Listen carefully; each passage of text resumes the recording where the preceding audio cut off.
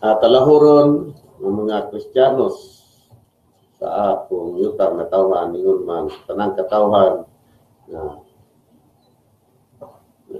nagapamuyo o live and sojourn in the home of my people. Mayong adlaw kanatong tanan. Padayon sa kita niining atong programa na atong ginuluhan og lanog sa kamingawan. Sa English pa, Echoes from the Wilderness. Uban ninyong alagad, Engineer Antonio si Canoy, ikan sa Mountain Barangay sa Kalangasat, Cebu City. Ang maong programa nagatinguha sa pagtuki sa mga inuntan kamanduan sa atong tinuan o inunang nato kamanduan ni Kristo, kamanduan sa Kristohanon kamanduan, pagtuki sa mga Kristohanon nga kamanduan sa ingon sa katuyuan nga mamugna ang gipangaliya, ang gitudlo nga pangaliya sa atong manunubos. Mao ang mugna o kagamhanan dito sa lupa na magtumon sa kabubuton sa Diyos, na masusama sa biharian sa langit. Kanaan rodok ay ang atong manunubos, pangayuan siya o pangaliya pangadji, kung sa man ang pangadji na ito gamitin. Ito siya. Our Father who art in heaven, hallowed be thy name, thy kingdom come. Thy will be done on earth. Thy will be done on earth. Ang essence, pinatibaan yun sa iyong pangalit. Ingnan niyo ni ayaw ka mo pagsiyaw-yaw. Simple lang kayo, matutpan niya. Kaya, so, aga ni mo mangayo, o aga mo mga ti, o mga liya, may bawa ng Ginoo sila sa inyo. Kung sa'y naas sa inyo kasing-kasing, kung ingna na lang inyo pagpangaliya. Matuman ang kabubuton mo din sa yuta, maingin sa langit. No, kana ang tinguha sa ladok. Ato na yung sugdan ko. May hindot tayo bitaw na panghitabo na ipaabot sa katawan na ibuto na nilanog tayo kaghapon na final na puno ang hukom sa Supreme Court, pinatasan hukuman ang hukom sa Pilipinas. Pagpalagpot ni Chief Justice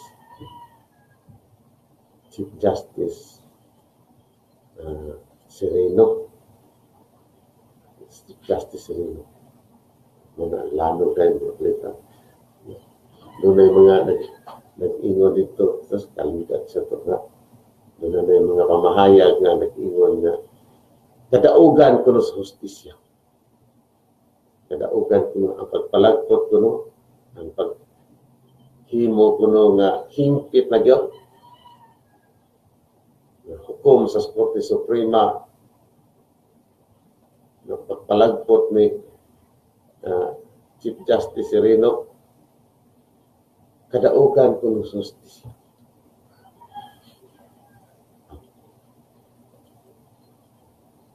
Dili man yun nato maingon nga ang maong pamahayag madawat sa tanang katawhan. Dili. Kaya, nagkamasag dumadapit si Sereno.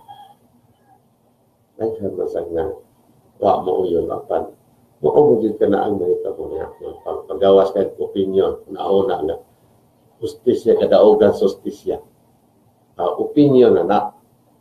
Kanya sa matod pa, sa marketplace of opinion, where ideas, decisions are traded. Some ideas are thrown into the West End. Nagpaabot o kanus-a sa punita ikan sa basura. So, mao na sa ibutang dili nga mao na sa himuon nga mahinungdanon nga komunidad community nga community mo na sa tahuron sa katawhan katong una-una nga matutpan ako matutpas ang ingon nga una-una nga gilabay dito sa West End diha sa marketplace where ideas are traded. Others will not buy it. Kung ang alagad sa kamingawan, dili mo palit usab niya ng ingon niya nga kadaugan justice. Dili mo palit. Pero kay dili mata mo palit atong sundon pagtutok.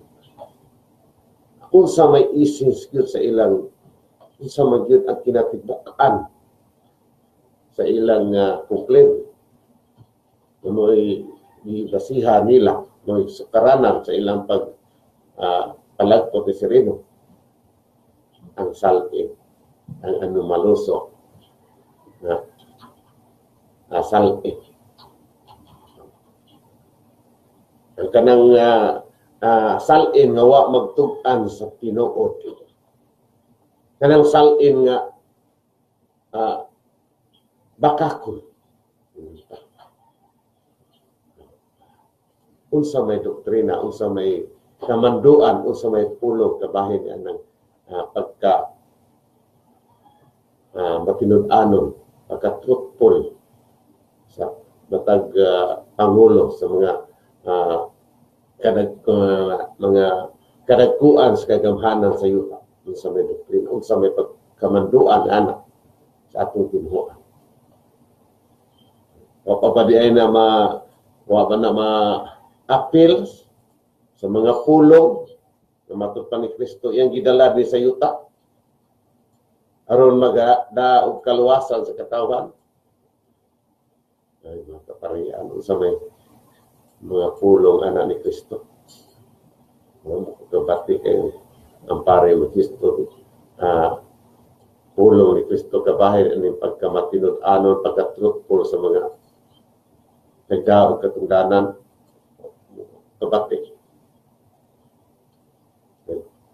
So, di sa kung hinimba kayo. Ako to kinsa ka. Kung sa may kamanduan ni Kristo, kung sa may kamanduan, kung sa may pulong sa manunubos kabahin ni anang truthful, pagka matinud-anon, pagka dili yung tanga transparent sa atong mga nagdala o katungdanan sa kagamhanan o katong mga mga pangulo sama doon na ba dihay mga ebanghelyo o mga pulong ang lanok sa kamingawan taas ng panahon. Sa pila naka-higayon, sa pila naka-episode, pila naka-edisyon. At kapag yung ang alagad sa lano sa kamingawan, ito pa sa broadcast media, kami yung social media.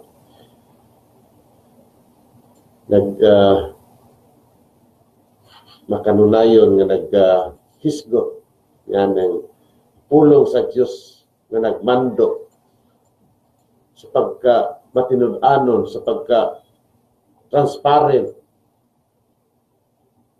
Kanina kitang hisgot yan na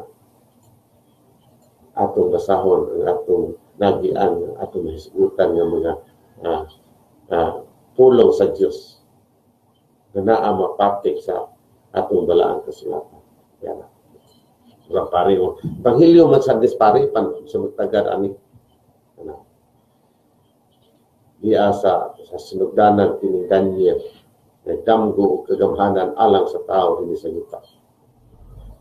Yeah. So good ang Daniel. Thrones were set up, and the Ancient One took his throne.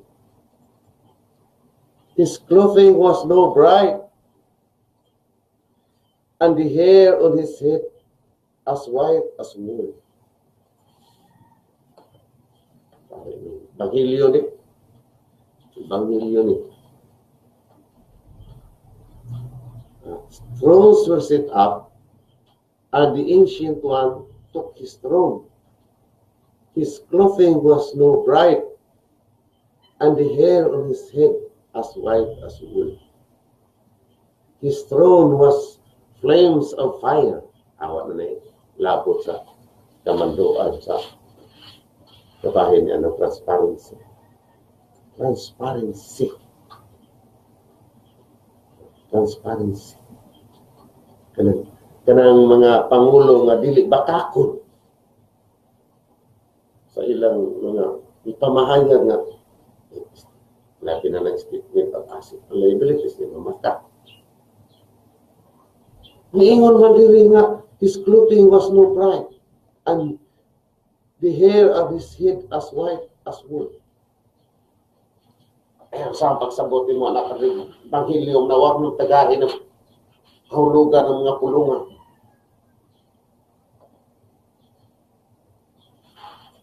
Wag mo katagay. Kung imong Evanghelium, wag mo tagay kahulugan. Dapat dire. Lain sad. Kamanduan ni sa atong manunubos kabahin anang pamakak sa mga pangulo. Transparency, kabahin ang transparency. Yan. After 6 days, Jesus took Peter, James, and John, his brother, and lead him up a high mountain by themselves. And he transfigured before them. His face shone like sun, and his clothes became white as light.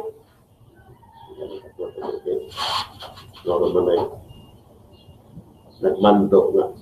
Dili mo makat. Di magtago. Ang mga pagkumandi rin, ingon mo siya. When the disciples heard this, they fell prostrate and were very much afraid. Adira. While he was still speaking, behold, a bright cloud cast a shadow over them. Then, from the cloud came a voice that said, "This is my beloved Son, with whom I am well pleased. Listen to him."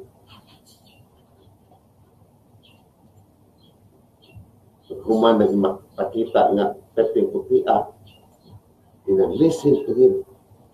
Ang di kaminaw na puti god, putli god.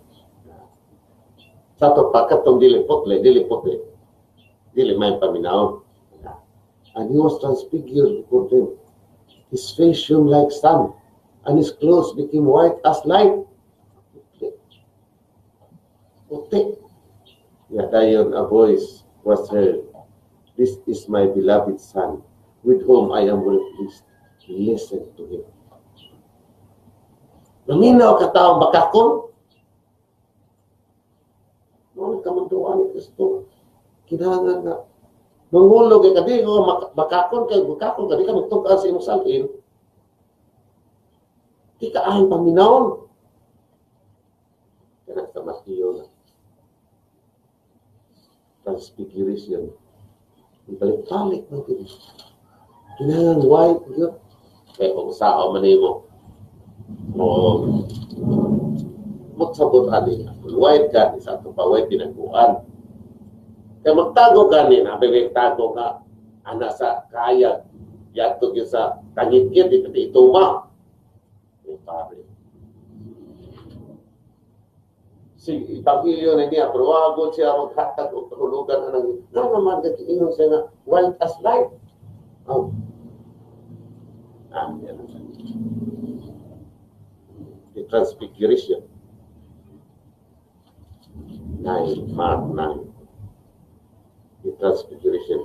After 6 days, Jesus took Peter, James, and John and lead him up a high mountain apart by themselves. Ang account po ni Mark, katulong ni balik-balik ng Transfiguration. Pati ang pagbiga, minungganon kayo ni Bangyo katulong kang Mark, kang Mateo, kang Mark. And he was transfigured before them, and his clothes became dazzling white. Oh, white, yapo. Kadreo, ang mga taga-ekologan pa rin. Muna rin nga, ang tao, pamakat. Ang tao, ang kanakagamhanan ba, kanang angay tuhuan sa katawhan. Then a cloud came, casting a shadow over him. From the cloud came a voice, "This is my beloved son, listen to me." Kami nawa siya kay puti. Di ko siya baka ko puti. Kaya ang magtago, ang mamakat, ito mas kanyit-nyit. Ito mas kanyit-nyit. Ikati ito ma. Maunay ka natuan. Ang mga Pangulo, listen to him. Ayaw paminawa ng mga bakakon. Kanang nagtako. Kung nakamanduan diya. Kapila ni Pangilios pa rin. Kanang white as light. Kanang pulo nga giingon nga. The hair of his head as white as wool. Pangilios pa rin. Igon sa diri ni Mark na yung siya nga and he was transfigured before them, and his clothes became dazzling white. Dazzling white. Palapay ang lahat ng lugar. Palapay sa lugar sa katawan sa mga Pangulo. Listen to him. Siyempre, problema din listen to him. Pero kanang mga nagtago, madili may paminaw. Mauma na may tap kasagaran din ng may tapo. Kasagaran mo, nakabakay iksyo na makapasar yan ng ibang ilyuha na may tawag o dazzling white sa mga Pangulo. Gani karon, hangtod karon, nadidlak pa ang conflict ni Trillanes o sa Duterte kabahin ng Bank Secrecy Law ni Duterte. Nagtago sa o pila isang kita mo magtago. Pakita. Pero kundinar ka na sa atong ang paminaw ninyo. Listen to him. Ang katong puti.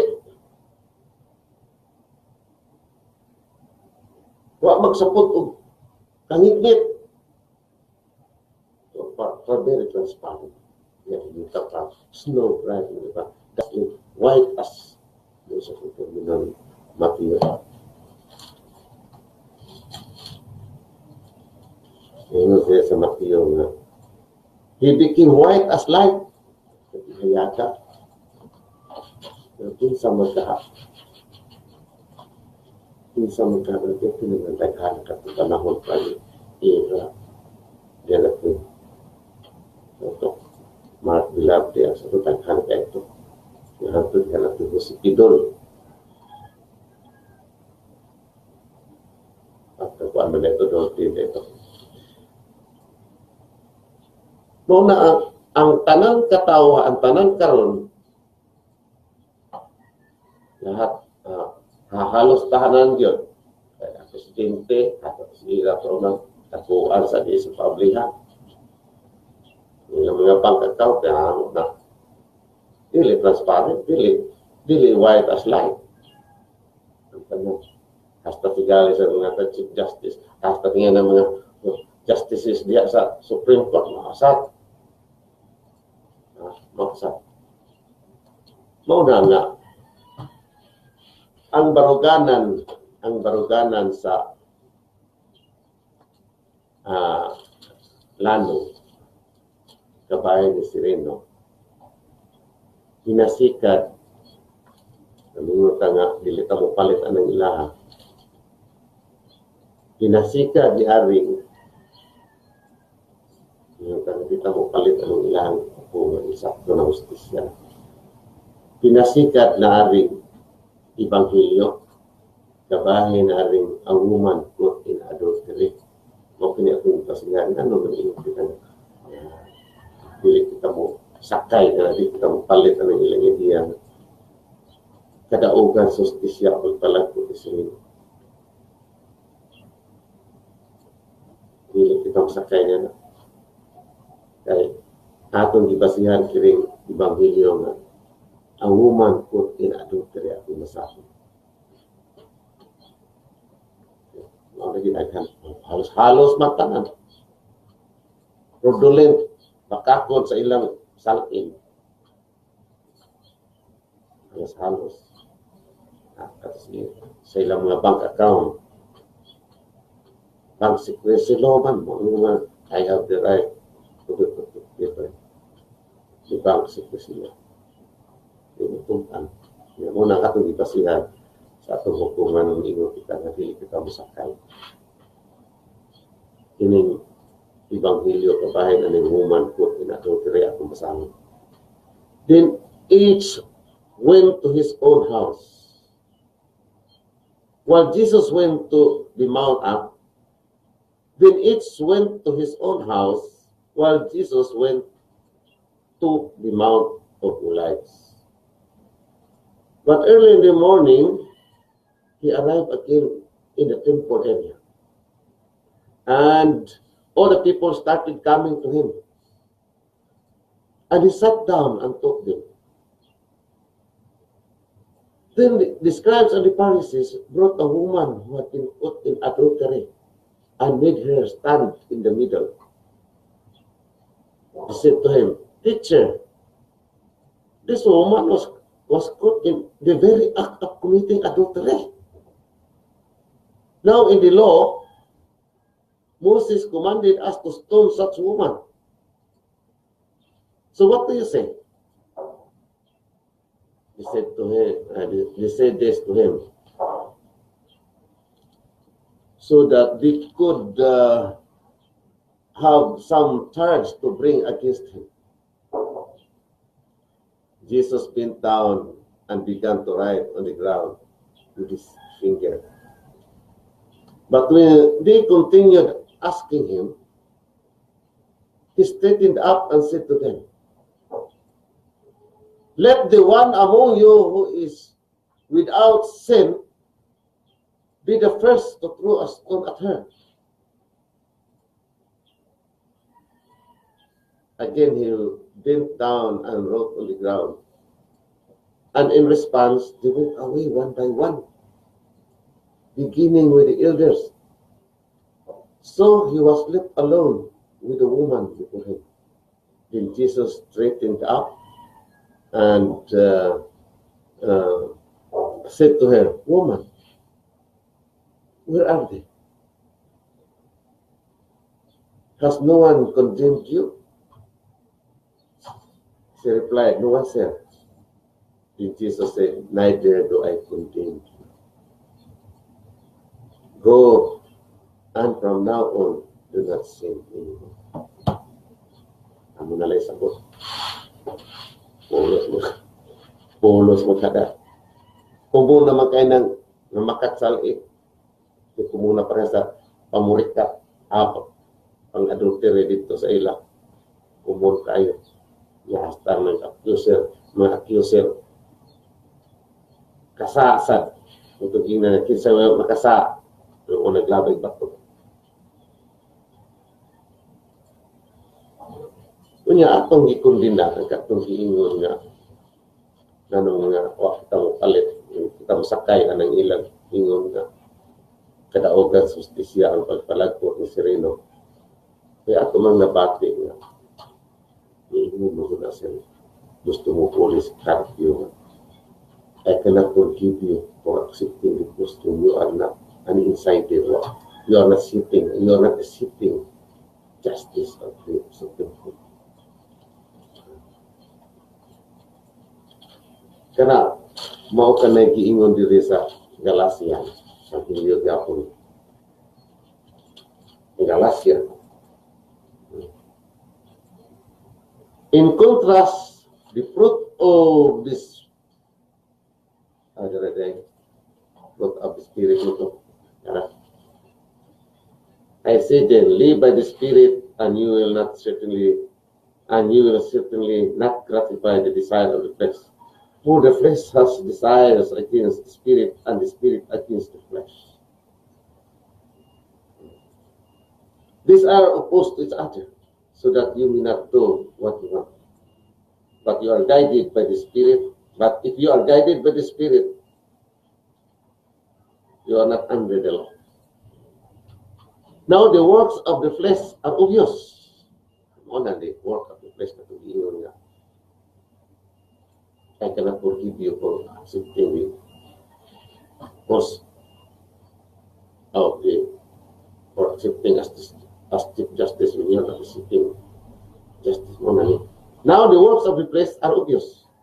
Immorality, impurity, licentiousness, idolatry, sorcery, hatred, jealousy, suya,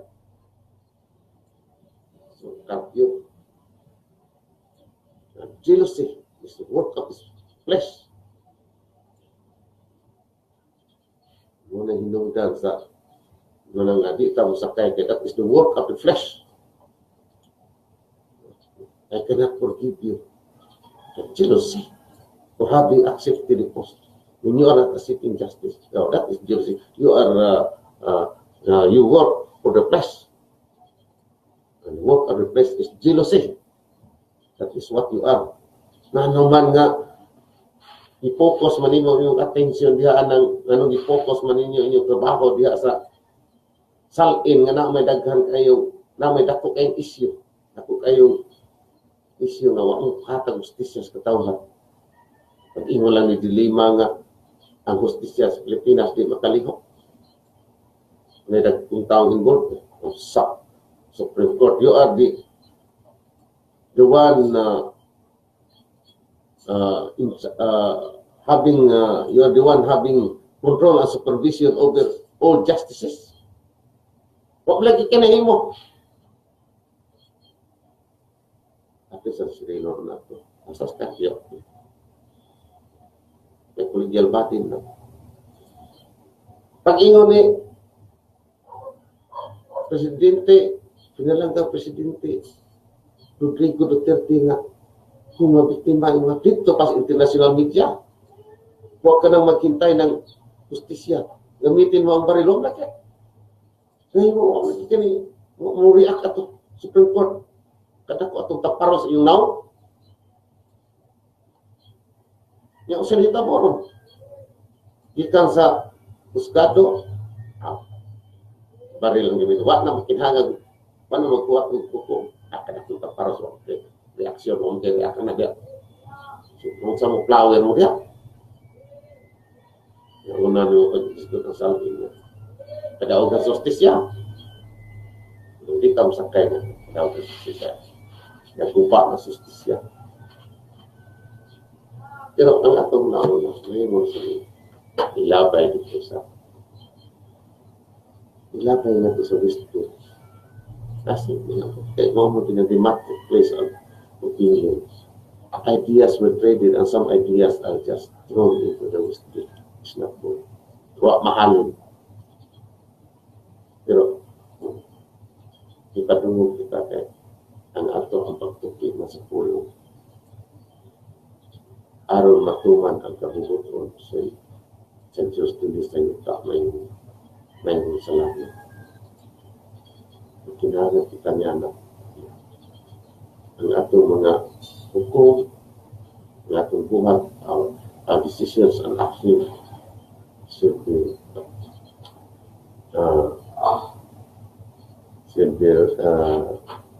made in reference to, should be done in reference to the word ng matutani na San Juan, ani John, Evangelist, In the beginning was the Word. The Word was with God, and the Word was God. Magpuan ito, magpuan mo. Kasi Kristo mo ang pulong. The Word became flesh and dwelt among us. Yeah. Sa mga kapyas, sige naman patuloy ang atong ang atong mga magtutulog sa pulong, sige patuloy. Pero wa magtudlo sa ang pagbuhat ang pulong. Kabahin, atong basahan ko ang Ebanghelyo sa nakita rin sa atong Ebanghelyo. Ebanghelyo ni Adtong Domingo. Nagpatuo siya na agi Ginoo. Agi Ginoo. Ang Ebanghelyo kuno nagmatuod niya na agi Ginoo. San kapatid, marami ko nagtubdog grade 1. Grade 1 nga. Ang mga bata, guro ka mga kapatid sa gahong sa Ginoo. Muna nga, patuoo na ito na Ginoo. Pero ang mga dagkong tao, ay mo ka na-apat nito. Pus mga dagkong tao. Nagtuo naman na sa Ginoo. Sige po nga nagpatuo ng Ginoo. Mga tukion nato ng atong Ebanghelyo na itong Domingo. Tukion nato sunod na sa edisyon. Karon kini inyong alaga din siya ang musika ng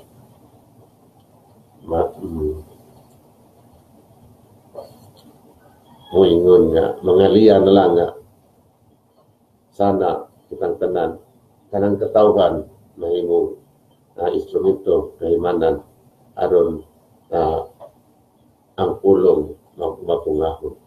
Wala akong manamilit sa Panginoon. Ang katilingban nga nasayo sa kamatuoran makaangkon sa kagawasan o kalwasan. Ang katilingban nga nagkamot sa malimbungon nga kagamhanan ikawan sa kalinaw o kagawasan. Goodbye for now. God bless and thank you for joining me.